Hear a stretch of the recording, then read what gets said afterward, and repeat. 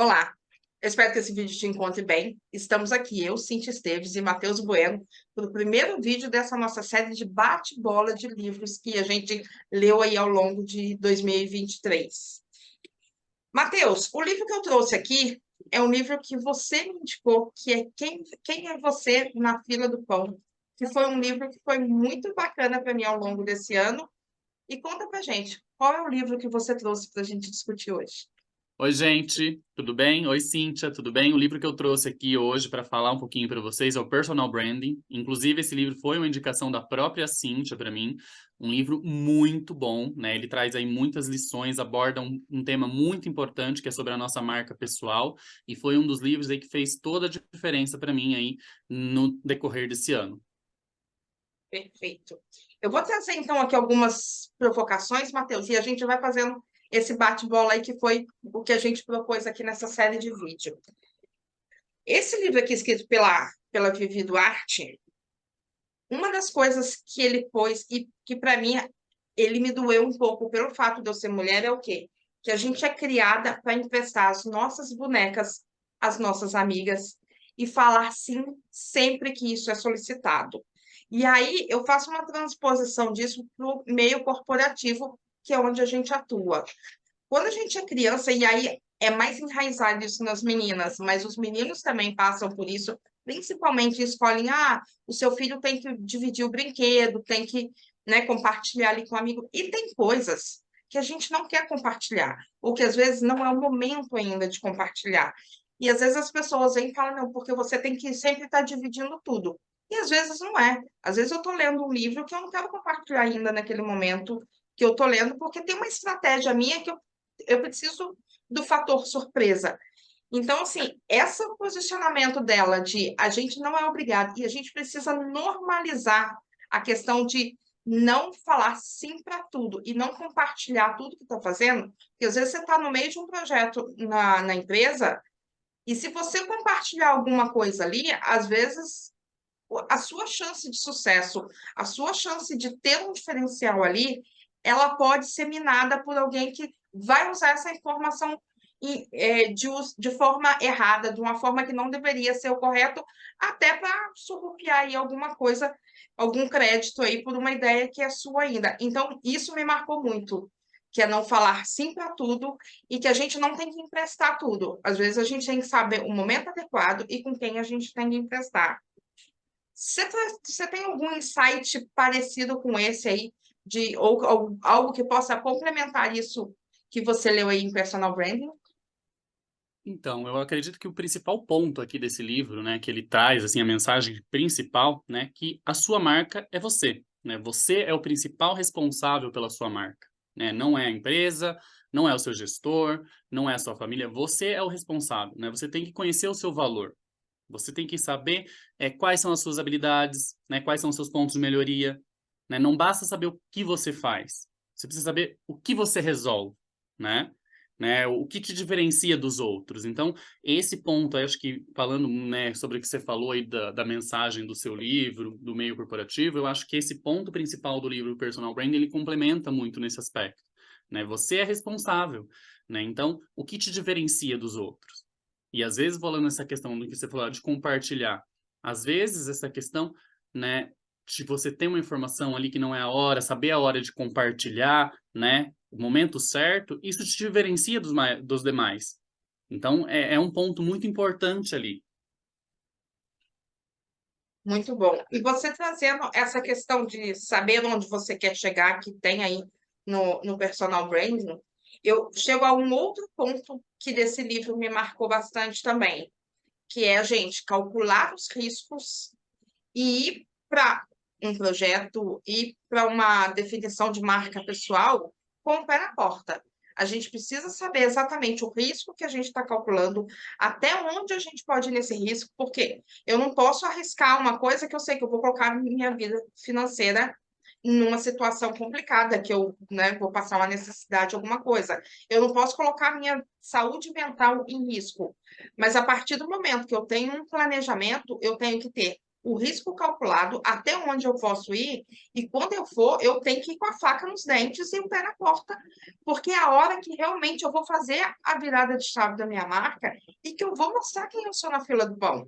Então, isso também, para mim, foi algo que eu tive que olhar e falar assim, é para ir realmente com a faca nos dentes e enfiar o pé na porta, porque tem horas que se a gente não fizer isso, a gente sempre vai ficar em segundo plano e a gente nunca vai ser protagonista da nossa carreira. Legal. E aí, aproveitando aqui o segundo ponto que eu trago, acho que está muito alinhado com isso que você falou, né?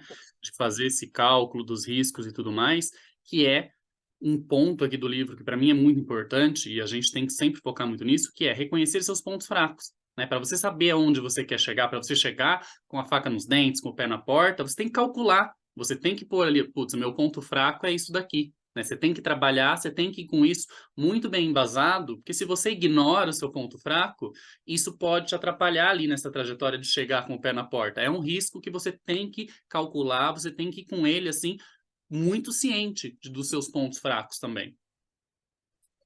Muito bom. Por isso que esses dois livros deram tanta sinergia, né? Nós dois lemos os Perfeito. dois livros aí e esse complemento de um ao outro, ele é muito bom. E aí teve um ponto da Vivi que eu, como faço, além do mundo corporativo, eu vivo também um ambiente de fazer mentoria com profissionais e também de consultoria com empresas.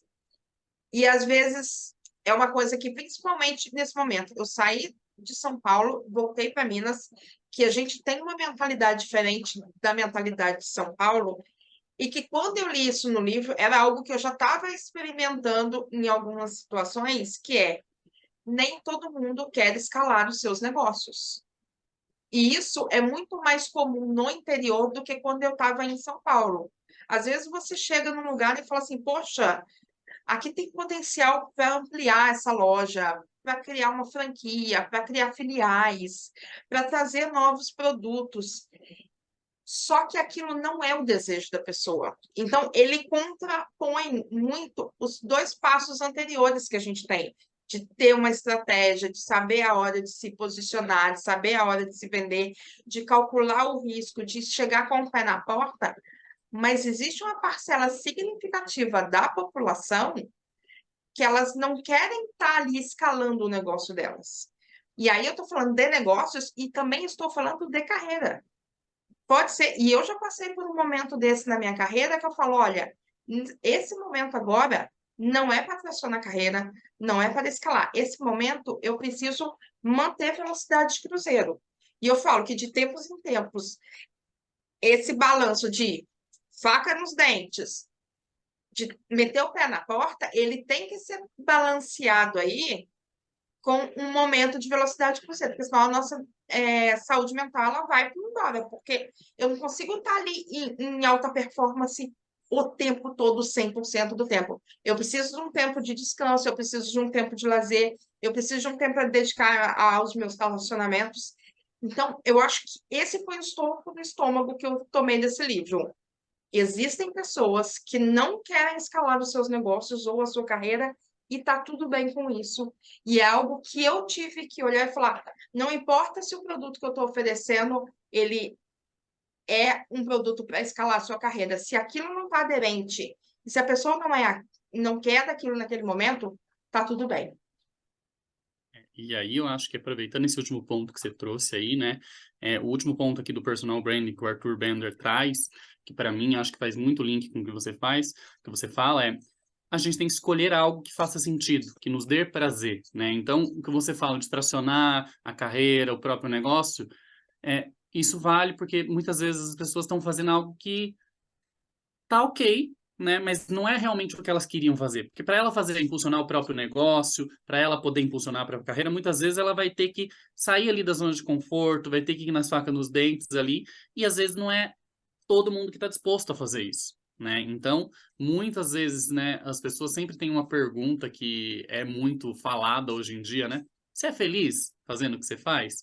Né? Porque se você não for feliz, então esse é o principal ponto que ele traz aqui, que a gente tem que escolher algo. E como você disse, a gente não vai estar em alta performance o tempo todo. mas você precisa ter um objetivo bem traçado, etapas, prazos, né? Para você poder atingir ali a um prazo que você pré-estabelecer, que você esteja fazendo algo que te realize, algo que você se sinta bem. Porque não adianta você construir a maior marca pessoal, a maior marca profissional, e você não estar feliz com aquilo.